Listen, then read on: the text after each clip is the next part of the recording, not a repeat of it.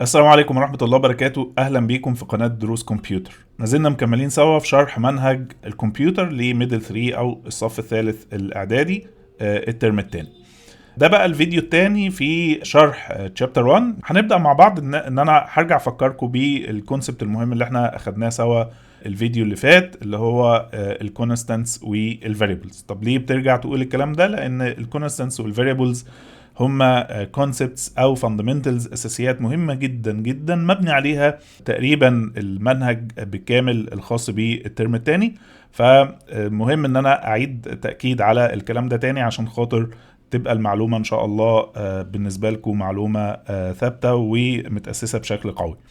فنرجع نفكر نفسنا كده ان احنا اتفقنا مع بعض ان الكونستنتس والفاريبلز ما هي الا عباره عن ستورج سبيسز، اماكن بحجزها في الميموري، وتحديدا في الراندوم اكسس ميموري او الرام في الكمبيوتر، بحيث ان اي ابلكيشن لما بيجي يستقبل فاليوز من اليوزر بياخد الفاليوز ديت ويخزنها في حاجه اسمها كونستنت او حاجه اسمها فاريبل. واتفقنا مع بعض ان الفرق الاساسي ما بين الاثنين ان الكونستنتس بستور جواها فيكسد فاليوز، يعني قيم ثابته طول ما البرنامج شغال تفضل الفاليو زي ما هي. انما الفاريبلز من اسمها هي عباره عن برضه ستورج سبيس، ولكن الفرق ان الفاليوز بتاعتها بتتغير تقريبا في كل مره بران فيها الابلكيشن. تعالوا نرجع برضو نفكر نفسنا بالحاجات اللي احنا درسناها في الفاريبلز. طبعا يعني هعدي عليها بشكل سريع لان انا اتكلمت عنها بالتفصيل في الفيديو اللي فات، ولكن برضو نعدي عليها بشكل سريع. فبيقول لي ان ال variables are reserved places in a computer memory RAM declared and determined by name and type. يعني دايما لما باجي اديكلير ال variable، واتفقنا مع بعض declare يعني معناها كده بتكلم على الكود، يعني ازاي بوضح او بحدد من خلال الكود ان انا عايز اعمل فاريبل. فاهم حاجتين بحددهم في الفاريبل، وطبعا الكلام ده برضو ينطبق على الفاريبل وينطبق على الكونستنت، ان انا لازم ايدنتيفاي او اديترمن النيم والداتا تايب، واتكلمت عنهم بالتفصيل في الفيديو اللي فات. بيقول لي and its value usually changed during the running of the program، يعني الفاليو بتاعتها بتتغير والبرنامج شغال. وبيديني امثله على كده زي price of product, value of tax, address of employee. يفضل ان الامثله او الاكزامبلز اللي هو قالها دي يفضل ان انا مش احفظها بس تبقى في دماغي، لان ساعات في الامتحان بيجيب اسئله يعني مثلا يجيب لك في المالتي تشويسز، مثلا يقول لك لو انا عايز اعمل برايس اوف برودكت فالافضل اختار مثلا فاريبل ولا كونستانت، عايز مثلا فاليو اوف تاكس. فيفضل ان احنا نبقى عارفين، وهي الحاجات دي بالسنس. يعني برايس اوف برودكت، انا مثلا لو عندي ستور مثلا وببيع ايتمز، هل كل الايتمز هتبقى اسعارها واحده؟ لا، كده اسعارها هتغير. ففي كل مره مثلا بدخل ايتم مختلف في الغالب البرايس هيبقى مختلف، تمام، وهكذا. يعني موضوع الفاريبل ده بيبقى باين قوي بالسنس. يعني الفاريبل ديكليريشن يعني ازاي بكتب بالكود الفاريبل او بوضح بالكود ان انا عايز اعمل فاريبل. اتفقنا مع بعض ببدا بكلمه ديم، وبعد كده الفاريبل نيم والداتا تايب، وفي الاخر في حاجه اوبشنال ممكن اكتبها او ما اكتبهاش، اللي هي محطوطه بتوين سكوير براكتس، اللي هي الانيشال فاليو. الانيشال فاليو دي بتبقى عباره عن فاليو ممكن اعملها كده زي ديفولت فاليو تتغير برضو والبرنامج شغال. وبيديني اكزامبلز. طبعا كل الحاجات دي انا جايبها من الكتاب او كتاب الوزاره. فهنا مثلا بيديني امثله، بيقول لي ديم اف نيم. اف نيم اللي هي اختصار لي فيرست نيم. فيرست نيم اكيد يعني مثلا دلوقتي لو انا عندي مكان في الابلكيشن هاوبتين من اليوزر فيرست نيم، فاكيد الفيرست نيم ده هيبقى ليترز، والليترز هي جزء من الكاركترز. اتفقنا مع بعض ان الكاركترز يبقى عندي تو داتا تايبس، في سترينج وفي تشار، وفي الغالب احنا بنختار سترينج، فهنا زي ما انتم شايفين اختار از سترينج. توتال برايس، توتال برايس اكيد ده سعر، فالسعر وارد يبقى فيه فريكشنز او فيه ديسيمالز، فهنا اختار سنجل. تمام. هنا بقى بيديني مثال، وزي ما اتفقنا مع بعض وده هتلاقوه في كل فيديو تقريبا او في كل درس، انه هتلاقي تطبيق عملي والتطبيق هيبقى فيه كود. فهنا في المثال بيقول لي with the help of your colleagues and under the supervision of your teacher write the vb.net code necessary to declare the variable we need to receive the data that the user entered through a form, new user registration form by the following these steps. يعني هفترض مثلا دلوقتي ان انا كبروجرامر او ان انتوا يعني ان شاء الله بتتاسسوا ان انتوا تبقوا بروجرامرز وعايزين تعملوا بروجكت لنفسكم. فمثلا هفترض يعني ان انتوا مثلا استاذنتوا اداره المدرسه ان انتوا تعملوا ابلكيشن مثلا للديبارتمنت بتاع شؤون الطلبه مثلا. وشؤون الطلبه هيبقى فيه جزء منها مثلا ان يبقى فيه البيرنتس بيكتبوا بياناتهم او بيسجلوا بياناتهم في المدرسه. فهفترض ان انتوا اكتشفتوا ان الكلام ده بيتم عن طريق الورق، يعني ان الموضوع ورقي. فانتوا قررتوا ان انتوا تعملوا ابلكيشن للديبارتمنت بتاع شؤون الطلبه، بحيث ان البيرنتس لما يجوا يسجلوا بياناتهم يسجلوها من خلال ابلكيشن. فانا عايز اعمل ابلكيشن هيبقى ريجستريشن او نيو يوزر ريجستريشن، ان اليوزر بيجي اللي هو البيرنت مثلا بيسجل بياناته. هنا زي ما انتم شايفين بيسجل الاسم بتاعه، بيسجل البيرث ديت، جندر ميل او فيميل، ونمبر اوف تشيلدرنز. طيب الاوبجيكتيف بتاع الاكزامبل ده او البروجكت دوت بسيط جدا، ان انا هعمل فورم زي ده بنفس المنظر، ولما حاجه اجربه ان انا اعمل راننج للابلكيشن هسجل بيانات، اي اسم، اي بيرث ديت، جندر ميل او فيميل، هختار اي حاجه منهم، نمبر اوف تشيلدرن. الهدف بقى الاساسي ان انا لما هضغط على البutton بتاع ريجستر، كل البيانات اللي انا كتبتها هيعرضها على اليمين في الليبل دوت اللي على اليمين اللي هو لونه اصفر ده ليبل. فالبيانات هتتعرض لاين باي لاين، او يعني الاسم الاول، بعد كده بيرث ديت، بعد كده جندر، بعد كده نمبر اوف تشيلدرن.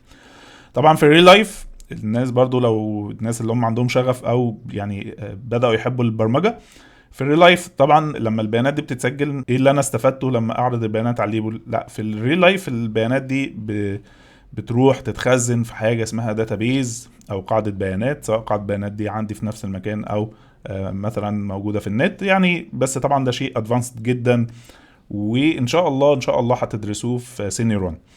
احنا بس دلوقتي الفكره ان احنا عايزين نوصل لكم كونسبت معين، هو ان انتوا ازاي تقدروا تكتبوا اكواد وتفرقوا ما بين كتابه الفاريبلز والكونستنتس. طيب تعالوا بقى ايه يعني نفكر سوا ازاي اقدر انفذ البروجكت دوت. اول حاجه اتفقنا مع بعض ان احنا بنقسم البروجكت بتاعنا لستبس او خطوات او مراحل، تمام؟ فطبعا المرحله الاولى بالنسبه لنا هي مرحله الديزاين، التصميم. فالتصميم ان انا هعمل نيو بروجكت، فلما هعمل نيو بروجكت هيظهر لي فورم ويندو بيبقى فاضي، والفورم ده بضيف فيه كنترولز على حسب الاوبجيكتيف او الهدف اللي انا عايز اوصله.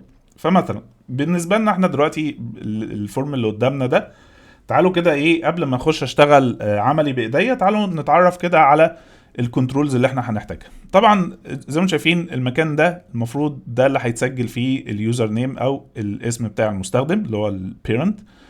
ده بالنسبه لنا كنترول مشهور جدا اسمه تكست بوكس.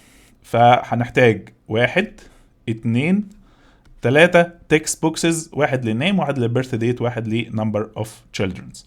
هتلاحظوا ان جنب كل كنترول منهم بيبقى فيه ليبل او عنوان عشان يبقى معروف ان المكان ده اللي هيتم فيه ادخال النيم، المكان ده اللي هيتم فيه ادخال البيرث ديت، سو اون. تمام؟ يبقى احنا مبدئيا محتاجين 3 تكست بوكسز، وهنحتاج عدد من الليبلز مثلا ادي 1 2 3 4، وكمان ليبل اللي هو الليبل ده عشان ده اللي هيظهر فيه الاوتبوت في النهايه. تمام؟ طيب هتلاحظوا بقى ايه في الجندر هيبقى فيه زي سيركل صغيره كده جنب الميل وسيركل صغيره جنب الفيميل. ده كنترول درستوه في الترم اللي فات اسمه الراديو باتون، اسمه الراديو باتون. تمام؟ طبعا انا هنا ايه اختصرت كلمه باتون، راديو باتون. الراديو باتون ده انا بستخدمه دايما لما بيبقى عندي تشويسز او اختيارات ومطلوب مني انا اختار حاجه واحده بس، واشهر مثال عليها موضوع الجندر، لان الجندر يا اما ميل يا اما فيميل، ما ينفعش حاجتين مع بعض، هي بتبقى حاجه واحده. فالراديو باتون ده اشهر استخدام ليه في موضوع الجندر. تمام؟ وطبعا ده باتون اللي هو اللي هكتب عليه ريجستر، وده اللي هيتكتب جواه الكود، لان الكود هيتنفذ لما هضغط على الباتون ده. تمام؟ يبقى انا لما بعد ما هصمم الفورم بالمنظر اللي قدامي، المفروض ان انا بضغط دبل كليك على الباتون بتاع الريجستر وبكتب الكود اللي احنا هنشوفه سوا باذن الله. طبعا خدوا بالكم من حاجه مهمه، ان الليبل لما باجي اضيفه بيبقى صعب ان انا اكبره بالمنظر ده اللي هو يعني اللي هو المنظر اللي على اليمين ده. فطبعا برضو انا كل اللي انا بقوله ده انتوا المفروض ان انتوا دارسينه. فالليبل بيبقى فيه خاصيه اسمها اوتو سايز. الاوتو سايز باي ديفولت بتبقى طبعا اوتو سايز يعني اوتوماتيك سايز او سايز ديفايند اوتوماتيكلي. لا، انا بوقف او بعمل ديسيبل للخاصيه دي بحيث ان انا اقدر اتحكم فيه بشكل مانوالي، فبكبره زي ما انا عايز وبغير الباك جراوند كلر بتاعته وخليها باللون الاصفر. تمام؟ دي المرحله الاولى اللي هي مرحله الديزاين. في حاجه اوبشنال بس انا بفضلها واي بروجرامر بيفضلها من ضمن برضو خطوات الديزاين، اللي هو موضوع الرينيم، ان انا بعمل رينيم للكنترولز. فمثلا التكست بوكس مثلا، يعني التكست بوكس بتاع النيم هعمل له تي اكس تي يو نيم، البيرث ديت هعمل له تي اكس تي بي ديت، وهكذا. يعني ايه يعني الاسامي طبعا مش لازم اكتب او لازم تكتبه ورايا زي ما انا عامل، لا المهم ان انا اسمي اسامي لما باجي وانا بكتب الكود، لما اجي اظهرها خلاص ابقى عارف ان ده بتاع كذا وده بتاع كذا. ماشي. فموضوع الرينيمينج او موضوع اعاده التسميه دي حاجه اوبشنال، ولكنها حاجه يعني بتسهل وبتبسط كتابه الكود، بدل ما ارجع لكل شويه لاسم كنترول عشان اتاكد هو اسمه تكست بوكس 1 ولا تكست بوكس 2 ولا ليبل 1 ولا ليبل 2. لا انا بغير بعمل رينيم عشان في الكود خلاص بتظهر قدامي على طول. تمام. دي كده المرحله بتاعت الايه، مرحله الديزاين. طيب تعالوا ننفذها الاول وبعد كده نشوف ازاي نكتب الكود. دلوقتي زي ما انتم شايفين انا فتحت الفيجوال ستوديو، هروح اقول له انا سمحت انا عايز اعمل نيو بروجكت فيجوال بيزك ويندوز فورم ابلكيشن. اوكي. زي ما شايفين اول حاجه بتظهر معايا هي الفورم ويندو، هروح اكبرها وبعدين بقى هضيف الكنترولز، فهضيف الكنترول واعمل رينيم وارجع لكم تاني.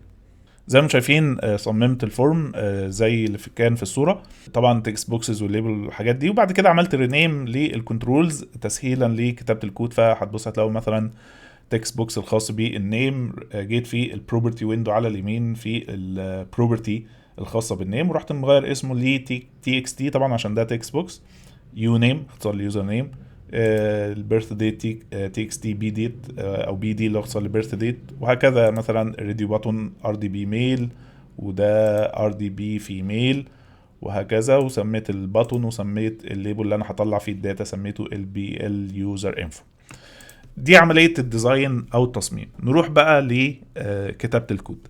اتفقنا مع بعض لما باجي اكتب الكود بقسم الكود لفيزز او مراحل. المرحله الاولى ان انا ببص للفورم بتاعي وبسال نفسي هل الفورم ده هيوبتين داتا من اليوزر ولا لا. وانس ان انا خلاص قررت ان الفورم هيوبتين داتا من اليوزر، يبقى الداتا دي لازم لما اخدها من اليوزر لازم اعمل لها ستور او اخزنها في الميموري في حاجه اسمها كونستانت او حاجه اسمها فاريبل على حسب. فمثلا هنا انا هاوبتين من اليوزر نيم، يبقى انا محتاج النيم ده اخزنه. طب اخزنه في ايه، فاريبل ولا كونستانت؟ فكروا شويه قبل ما تجاوبوا. انت محتار مش متاكد فاريبل ولا كونستانت، اسال نفسك سؤال: هو انا في كل مره بران فيها الابلكيشن وداخل لي ولي امر او بيرنت هيسجل بياناته، هل كل اولياء الامور اللي داخلين هيقولوا لي نفس الاسم؟ اكيد لا. فبالتالي الاسم هيتغير او وارد يتغير في كل مره بران فيها الابلكيشن. يبقى طالما ان الفاليو هتتغير اللي انا في كل مره بدخل فيها الفاليو بتاعه النيم، يبقى بالتالي لازم اخزنها في فاريبل. طيب نفس الكلام بالنسبه للبيرث ديت، نفس الكلام بالنسبه للجندر، طب حد يقول لي لا طب انا ممكن في مكان مثلا كل الجندر فيه ميل او كل الجندر فيه فيميل، ما اوكي يبقى هو الموضوع فيه حاجات ساعات بتبقى على حسب الظروف او على حسب المكان. بالتالي انا يعني شايف ان النيم اولا محتاج فاريبل للنيم، تمام، والنيم هعمل له فاريبل، والبيرث ديت هعمل له فاريبل، والجندر هعمل له فاريبل، والتشايلدز او التشيلدرنز هعمل له فاريبل. تمام. يبقى انا محتاج اكريت كام فاريبل؟ محتاج اكريت 4 فاريبلز. طيب كل فاريبل لازم احدد له حاجتين، لازم احدد له نيم وايه وداتا تايب. طيب موضوع النيم سهل، يعني اهم حاجه ان انا التزم بالرولز اللي اتفقنا عليها في الفيديو اللي فات، فاكرينها؟ طيب تاني حاجه بقى موضوع الداتا تايب. انا هسال نفسي هو انا لما هاجي استقبل الداتا بتاعت النيم اليوزر هيكتبها لي شكلها عامل ازاي؟ هتبقى ليترز، حروف، يبقى بالتالي هختار داتا تايب تحت الكاتيجوري الخاص بالكاركترز اللي هو اكيد هيبقى سترينج. طيب البيرث ديت، فاكرين كان في كاتيجوري كده اسمه miscellaneous، وكان من ضمن الميسلينيوس كان في ديت، فبالتالي هختار الداتا تايب هتبقى ديت. طيب الجندر، هو دلوقتي الجندر المفروض دلوقتي هو هيختار يا اما ميل يا اما فيميل. انا المفروض لما هاجي اظهره في الليبل بطلع كلمه ايه؟ يا اما يعني هظهر يا اما كلمه ميل يا اما كلمه فيميل. فبالتالي طالما هظهر ليترز يبقى بالتالي برضو الجندر لما اجي اسجله في الميموري او في الفاريبل هسجله كليترز، فبالتالي ايه هنا هيبقى برضو سترينج. بالنسبه للنمبر اوف تشيلدرنز، ايه الداتا اللي هتتكتب؟ نمبرز. طيب which type of numbers؟ احنا اتفقنا مع بعض ان الكاتيجوري بتاع نمبر متقسم ليه تو سب كاتيجوريز، في اللي هو الاكزاكت نمبرز او اللي هم الانتجر والنون انتجر. طيب هل اليوزر لما هاجي اساله على ابنائه عدد ابنائه هيقول لي مثلا 2 وربع 3 و3 ارباع؟ مفيش الكلام ده، هيقول لي دايما exact numbers، صح كده؟ فبالتالي هشتغل على الكاتيجوري بتاع exact numbers. طيب انا شايف ان مثلا نختار integer اللي هي داتا تايب اللي اسمها integer. فكده خلاص يعني ايه كده بالنسبه لفيز 1 اللي هي المرحله بتاعت الايه، المرحله بتاعت الفاريبلز او الكونستانت. هنا متفقين مع بعض ان مش محتاجين كونستانتس خالص، كل الداتا اللي هتدخل هتتخزن في variables. طيب اتفقنا مع بعض ان الكود هيتكتب داخل الباتون بتاع الريجستر، فهاجي عند الباتون بتاع الريجستر وهضغط عليه دبل كليك فهيدخلني على الكود ويندو. زي ما شايفين public class form 1. هكبر الزوم شويه تحت كده، هفتح واختار مثلا 150. تعالوا نبدا مع بعض في كتابه الكود. فانا دلوقتي هعرف 4 variables. اتفقنا مع بعض ان الديكلاريشن بتاعت الفاريبل ان انا ببدا بكلمه ديم، فهبدا اكتب كلمه ديم. بعد ديم اسم الفاريبل، او الفاريبل عندنا خاص بالنيم فهقول له ديم يوزر نيم، وبعد كده از والداتا تايب. داتا تايب هنا هتبقى string لان انا اليوزر نيم بالنسبه لي هيبقى letters او حروف، يبقى ديم يوزر نيم از string. هضغط انتر. تاني فاريبل بالنسبه لنا لو انتوا برضو ايه لو حد بيطبق عملي وناسي يرجع كده يشوف والله انا عندي تاني تكست بوكس المفروض هستقبل فيه بيرث ديت، يبقى انا هروح كاتب ديم يوزر بي ديت از ديت. تمام. طيب هضغط انتر. تالت حاجه ديم يوزر جندر از string، وبعدين ديم يوزر num childs اللي هو number of children يعني as ايه بقى as integer. يبقى انا كده ايه عرفت 4 variables. طيب هتلاحظوا طبعا ان كل variable او كل اسم من اسماء الفاريبلز تحته خط اخضر كده، ده معناه ان هو دلوقتي ايه بيفكرني بفيز 2.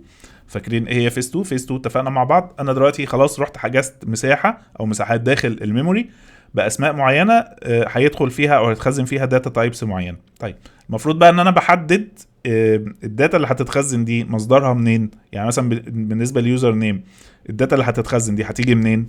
طبعا اليوزر نيم او الداتا بتاعت اليوزر نيم هتيجي لما اليوزر، او هعرفها لما اليوزر يكتبها لي في التكست بوكس ده. فبالتالي المرحله الثانيه او فيز 2 هي مرحله تسمى الاساينمنت. اساينمنت يعني معناها بمسك كل فاريبل وباساين الفاليو بتاعته او باساين السورس بتاعت الفاليو بتاعته. تمام.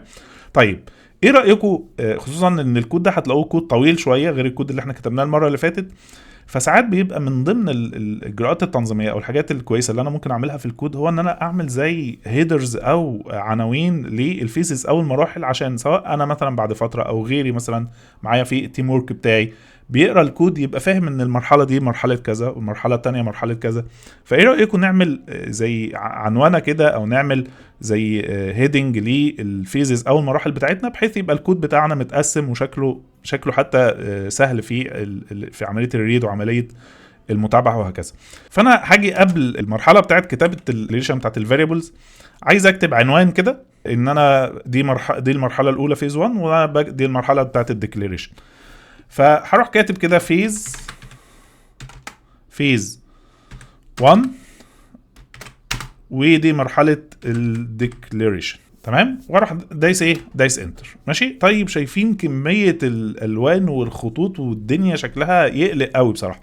طيب ايه اللي حصل؟ اللي حصل ده يعني نوع كده من انواع حاجه اسمها الايرورز هندرسها سوا ان شاء الله في الشابتر ده. حاجه كده اسمها السينتاكس ايرور. سينتاكس ايرور يعني معناها ان المفروض احنا عندنا كتابه الكود بيسموه سينتاكس او الرولز بتاعت الكودينج بيسموها سينتاكس. سينتاكس يعني معناها ان في رولز معينه في كتابه الكود، ان انت لما تيجي مثلا تكتب فاريبل او تعمل فاريبل لازم تلتزم بكود معين، انت لازم تبدا بديم اسم الفاريبل وهكذا، صح كده؟ فلما بتيجي تخالف الرولز بتاعت السينتاكس او الرولز بتاعت كتابه الكود بيطلع لك حاجه اسمها سينتاكس ايرور، يعني معناها انت كاتب حاجه غلط. طيب فانا دلوقتي المفروض ان السطر ده مش كود هيتنفذ لما باجي رن الابلكيشن ده، انا مجرد بكتب لنفسي هيدنج او بكتب لنفسي عنوان عشان وانا بتابع الكود او بقرا الكود ابقى فاهم الخطوه دي بتاعت ايه. فهنا قال لك ايه؟ قال لك بقى خلاص طالما انت جوه الكود ويندو عايز تكتب لنفسك كلام وتخلي كومبايلر كانه مش شايف الكلام ده، او ما يعملوش اكزيكيوت او ما ينفذوش اثناء التنفيذ بتاع البرنامج. تعالى قبل السطر ده واكتب REM. اكتب ايه؟ اكتب REM. REM stands for remark. remark معناها like comment like note. يعني يا كومبايلر يا مترجم الكود، من فضلك لما اجي اي سطر تلاقيه بادئ ب REM اعمل نفسك مش شايفه وعديه وروح على السطر اللي بعده. تمام؟ لذلك بصوا مجرد ما هكتب REM وانزل اي مكان هتبص هتلاقوا السطر اتلون بالاخضر وكل الخطوط اتشالت، فاصبح ان السطر ده بالنسبه للكومبايلر كانه هوا مش موجود خلاص. فدي حاجه مهمه جدا ودايما بتيجي في الامتحان، فتبقوا عارفين ملاحظه مهمه جدا ان REM بستخدمها في حاله كتابه الكومنتس داخل الكود ويندو. فحاجه بقى زي ما اتفقنا دي المرحله الاولى اللي هي مرحله الفاريبلز ديكلاريشن. حاجه بعد كده هروح كاتب REM phase 2 مرحله الاساينمنت. مرحله الاساينمنت همسك كل فاريبل انا كريته وهبدا اساين الفاليو بتاعته، يا اما اساين السورس بتاعت الفاليو بتاعته. فهبدا باول فاريبل عندي اللي هو يوزر نيم. هقول له ان اليوزر نيم equal me دوت. بصوا بقى الميزه فيه عن موضوع الرينيم ان انا مش هقعد افكر نفسي بقى تكست بوكس 1 ولا 2، لا مجرد ما هكتب TXT خلاص هو جاب لي كل الكنترولز اللي اساميها بتبدا بTXT، وعشان انا مسميها اسامي سهله فهعرف على طول ان انا محتاج اشاور على TXT uname. تمام؟ دوت تكست. طيب حد يقول لي ايه مي دي انت ما شرحتهاش المره اللي فاتت؟ كاشاره للكرنت ويندو فورم. كرنت ويندو فورم يعني معناها انا اقصد الكنترول اللي في الفورم اللي انا الكرنت اللي انا شغال فيه دلوقتي. ماشي؟ فالحته دي برضو من ضمن الحاجات اللي بيجيبها في الامتحان استخدام كلمه مي تو منشن اللي هي الكرنت ويندو فورم، اشاره للكرنت ويندو فورم. ماشي؟ يبقى هنا لما بشاور على txt uname.text يبقى انا اقصد اللي هو اللي في الفورم اللي انا شغال فيه. طيب دلوقتي انا شاورت او يعني خلاص عملت اساين الفاليو بتاعت اليوزر نيم. هنزل سطر جديد وزي ما شايفين الخط الاخضر اتشال فوق من تحت يوزر نيم. طيب هروح عند يوزر بي ديت هقول له ايكوال مي دوت تي اكس تي بي دي ده اختصار لبيرث ديت دوت تكست. بالنسبه لليوزر num childs ايكوال مي دوت تي اكس تي childs دوت تكست. تمام؟ تعالوا بقى نركز مع بعض في مين بقى في الفاريبل اللي هو بتاع يوزر جندر. المفروض ان يوزر جندر دلوقتي لما الابلكيشن ده هيرن المفروض ان اليوزر دلوقتي هيختار يا اما ميل يا اما فيميل. طيب انا معرفش اليوزر اذا كان هيختار ميل او هيختار فيميل، دي عباره عن ايه؟ عباره عن احتمالات. تعالوا نفكر الاول كده يعني كلام عادي بسيط في دماغنا وتعالوا نشوف الكلام ده نترجمه ازاي بالكود. انا دلوقتي عايز اقول والله لو البرنامج ده لما يجي يشتغل لو اليوزر اختار الراديو باتون بتاع الميل خزن لي في الفاريبل اللي اسمه يوزر جندر كلمه ميل. لو اختار الراديو باتون بتاع الفيميل يبقى خزن لي كلمه فيميل. تمام؟ عشان انا دلوقتي بناء على اللي هيتخزن هعرض في الليبل. طيب فزي ما شايفين انا وانا بتكلم كلام عادي خالص مش كود مش برمجه. قلت ايه؟ لو كذا اعمل كذا. طب لو كذا اعمل كذا دي اترجمه ازاي بالكود؟ استخدم ما يسمى بحاجه اسمها الاف ستيتمنت. اف انتوا درسوه في الانجليش يعني معناها اذا او لو. فاحنا عندنا في البرمجه حاجه اسمها الاف ستيتمنت، يعني في حاله الاحتمالات ان انا حاجه مش متاكد منها هي حاجه مبنيه على احتمال فعايز اقول له لو حصل كذا اعمل كذا، ما حصلش اعمل حاجه تانية. فبنستخدم حاجه اسمها الاف ستيتمنت. الاف ستيتمنت هناخدها ان شاء الله بالتفصيل الشابتر اللي جاي، فانا هكتب الكود مش هشرحه او هشرحه باختصار شديد جدا لان احنا ان شاء الله الشابتر اللي جاي باذن الله هنتكلم بالتفصيل في موضوع اللي هي الاف ستيتمنت والحاجات اللي شبهها. فانا هنا هقول له ايه؟ هقول له اف فاكرين الراديو باتون انا كنت عامل له رينيم اللي هو ار دي بي، فهقول له مثلا لو الار دي بي فيميل دوت تشيكد، يعني الراديو باتون ده فيه بروبرتيز. انا هنا بتكلم على البروبرتي بتاع تشيكد اللي هي يعني اليوزر لما يعني او الخاصيه الخاصه بعمليه التشيك. ايكوال زي ما شايفين مجرد ما كتبت ايكوال طلع لي ترو فولس. ترو يعني معناها اليوزر عمل تشيك في الراديو باتون، فولس يعني معناها سابه فاضي. تمام. يبقى هنا كاني بقول له ايه، لو اليوزر عمل تشيك على الراديو باتون بتاع الفيميل، تمام، بصوا الجميل، مجرد ما هدوس انتر راح هو قافل لي الستيتمنت بتاعت الاف، كمل بكلمه ذن وبعد كده قفل باند اف. هندرس زي ما اتفقنا بالكلام ده بالتفصيل ان شاء الله في الشابتر اللي جاي. طيب هنا بقى ترجمه الستيتمنت ايه، اف ار دي بي فيميل دوت تشيك ايكوال ترو، يعني لو اليوزر اللي هو المستخدم اللي بيستخدم الابلكيشن لو جه عمل تشيك على الراديو باتون بتاع الفيميل، تمام، اعمل ايه بقى؟ عايز اقول له خزن جوه الفاريبل بتاع يوزر جندر، خزن لي كلمه فيميل. يبقى هنا هقول له ايه، هقول له بالنسبه لي يوزر جندر ايكوال او يوزر جندر يوزر جندر ايكوال بين دبل كوتيشنز فيميل، لان المفروض اي تكست لازم يتخزن بتوين دبل كوتيشن ماركس. دلوقتي بقى انا حددت ايه اللي هيحصل لو حاله ان التشيك ده ايكوال ترو، يعني معناها ان كده معناها ان اليوزر الجندر بتاعه هتبقى فيميل. طب عايز اقول بقى، طب لو غير كده، غير كده بقى هستخدم كلمه else يعني غير كده user gender equal male، تمام.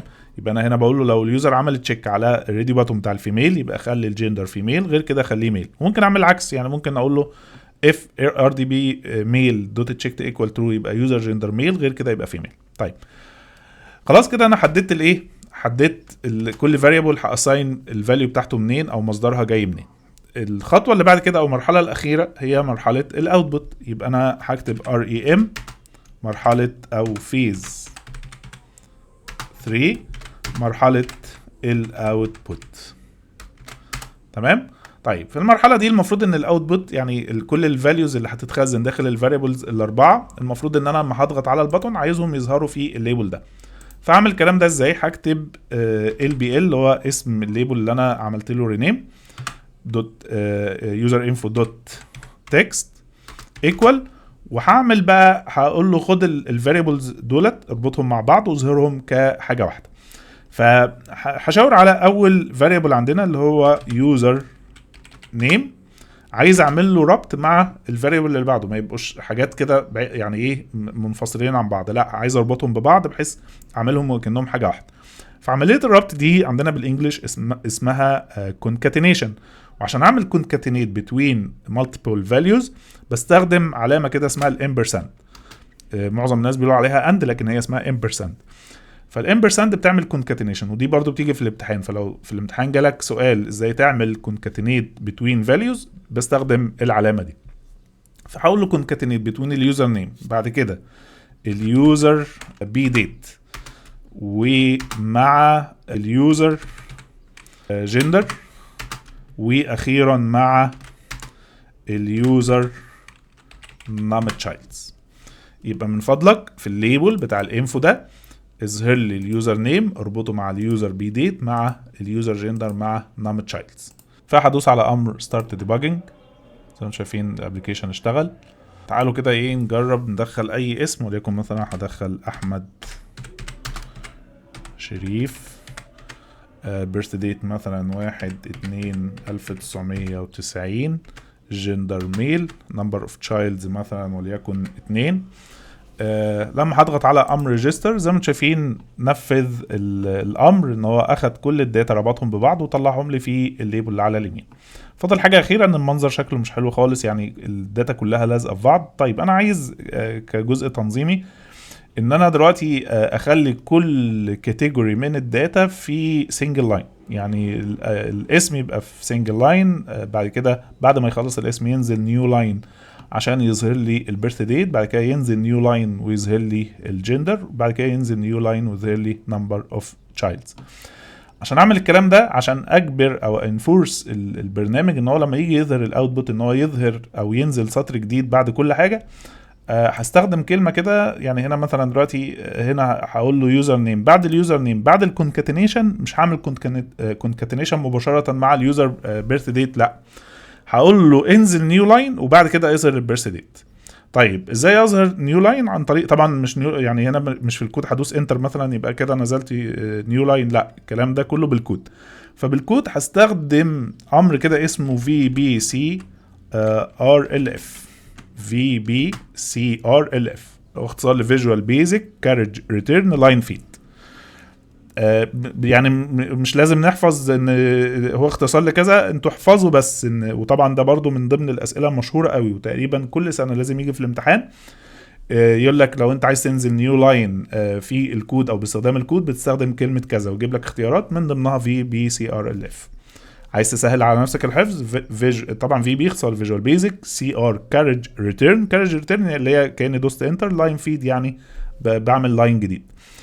وبعد كده علامه الكونكاتينيشن، تمام، وبعد كده اليوزر بيرث ديت، بعد كده VBCRLF، بعد كده علامه الكونكاتينيشن، بعد كده VBCRLF،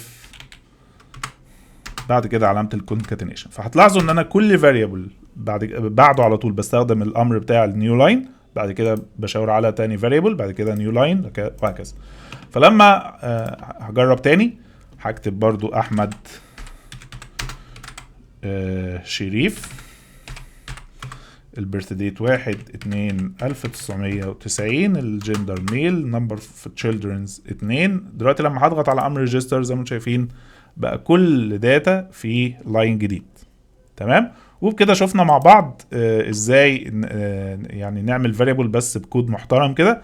طبعا كود طويل شويه بس يعني فعلا يا جماعه، يعني انتوا ممكن تكونوا شايفينه كده بس لما تيجوا تكتبوه بايديكم هتلاقوه سهل جدا، والاجمل ان انتوا ممكن تستمتعوا قوي وانتوا بتكتبوا الكود وبتنفذوا الامر. الموضوع فعلا بيبقى جميل جدا. يعني الخلاصه احنا طلعنا من الكود ده بايه؟ طلعنا منه بمجموعه من المعلومات المهمه جدا. يعني واحده من المعلومات المهمه هو استخدام REM لو انا عايز اكتب كومنتس او نوتس داخل الكود ويندو. اتعرفنا مع بعض على فكره استخدام كلمه مي اللي هي للاشاره الى الكرنت ويندو فورم، لما احب اشاور على ان انا الكنترول ده اقصد بيه الكنترول في الويندو فورم اللي انا شغال فيها مش حاجه تانية. شفنا مع بعض الاف ستيتمنت، بس الاف ستيتمنت هنشرحها بالتفصيل ان شاء الله في الشابتر اللي جاي. شفنا مع بعض موضوع علامه الامبرساند عشان نعمل كونكاتينيشن، والفي بي سي ار ال اف لو انا عايز اعمل نيو لاين، تمام. فتعالوا نرجع للبرزنتيشن بتاعنا.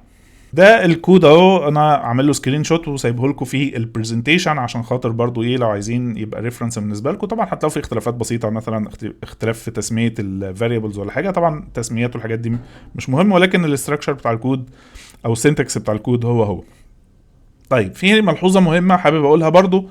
الكود ده اللي انا كاتبه هنا، هشاور لكم على الكود بتاع كتاب الوزاره. هو نفس الكود، ولكن هو في كتاب الوزاره كان عنده تصور معين انا بصراحه ما حبيتهوش. ان هو لما جه عند الفاريبل بتاع الجندر هنا كده، الفاريبل بتاع الجندر هو اختار داتا تايب بوليان. طيب البوليان اتفقنا مع بعض بنختارها في حاله لما بيبقى عندي اختيارين ترو اور فولس وعايز اختار ما بينهم، فاختيار هيبقى ترو، اختيار تاني هيبقى فولس. هو طبعا هو هدفه ان هو يشرح لك او ينوع في الداتا تايبس بحيث ان انت تبقى فاهم انواع الداتا تايبس المختلفه. لكن في التنفيذ هو عنده تصور معين، ويعني شوف انت التصور اللي يناسبك ونفذه. يعني هو لما جه ينفذها عملها ازاي؟ لما جه ينفذها قال والله لو اليوزر عمل تشيك على راديو باتون 1، يعني راديو باتون 1 دوت تشيك ايكوال ترو، خلي يوزر جندر ايكوال ترو، لان طبعا بوليان ما بتقبلش غير ترو اور فولس. ف الباتون 1 ده اللي هو مثلا بتاع الميل يبقى ترو ده بالنسبه له ميل، وفولس يبقى فيميل. هو يعني حتى لو انت مش شايف ان فيها سنس شويه او مش لوجيك شويه مش مهم، هو الفكره ان هو عايز يفهمك بس ازاي تستخدم البوليان، تمام. فده برضو ايه حته كده او جزئيه مختلفه في الكود، جربها مره كده وجربها مره كده بحيث ان انت برضو ايه تتعلم. فبرضو للامانه انا حبيت اشاور لكم على الكود الخاص بكتاب الوزاره، هو نفس الكود اللي انا كتبته، ولكن الاختلاف الوحيد بس ان انا مع اليوزر جندر اخترت اللي هو الداتا تايب اللي هي سترينج ونفذتها بالشكل اللي انتوا شفتوه. في كتاب الوزاره هو اختارها بوليان ونفذها بالشكل اللي انتوا شايفين. جربوها كده وجربوها كده واديكم بتتعلموا، تمام. طيب ده كده بالنسبه للكود. فاضل بس شويه ملاحظات على الكود بتاعنا اللي هي بيطلع منها اسئله الامتحان. اتفقنا مع بعض ان مي current window form separate each variable، ان انا بعمل concatenation عن طريق علامه الامبرساند. بيقول لي ان انا بستخدم الفي بي سي ار ال اف لو انا عايز اعمل نيو لاين. برضو في الكود ممكن استخدم علامة الاندرسكور لو انا عايز الكود بتاعي نفس الكود مثلا في سطر عايز انزل سطر جديد ويبقى تابع للسطر اللي قبله، فبستخدم علامة الاندرسكور. والار اي ام لو انا عايز اعمل ريمارك او ان انا عايز اعمل زي كومنت يعني في الكود ويندو. بعد كده بقى طبعا يعني في البرزنتيشن بيشرح لكم الخطوات بتاعه الكود، ودي حاسبها لكم في البرزنتيشن بحيث ان انتوا تفهموها بالتفصيل.